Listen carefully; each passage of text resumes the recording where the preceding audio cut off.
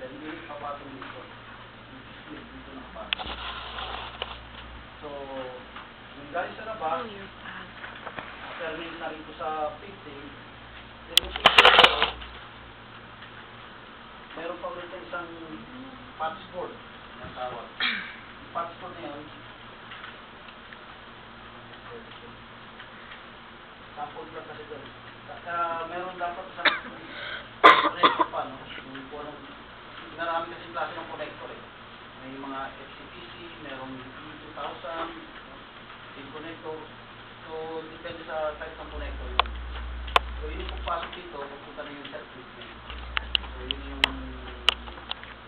connection mo going to the SDH bit niya.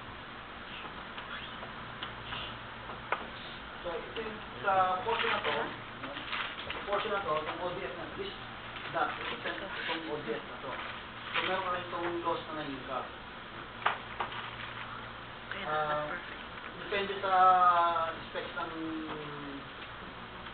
ODF. But normally, ang loss na nahingkap yan is about 1 dB. So, yes, isa-assume na natin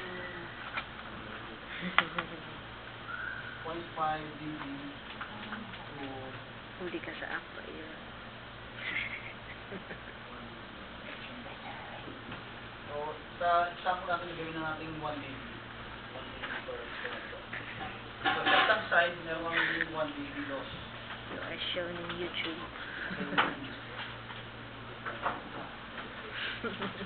Yeah, what is that? Ay, hindi pa nakita. Hindi kakita. So, ano pang may loss dito? Slice loss. Hindi kita masyado yung face. Like that.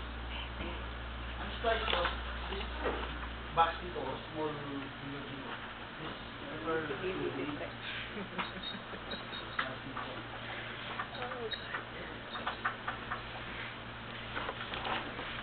Splicing point, duntungan yan sa ng cable. Kasi ang cabling in order mo is nabibili ang cable normally sa 2 km cable ring.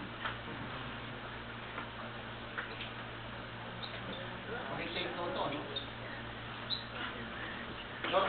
Normally, ang isang rolyo ng cable, pag bumibili tayo sa mga manufacturers, nasa per kilometer yung sukat niya.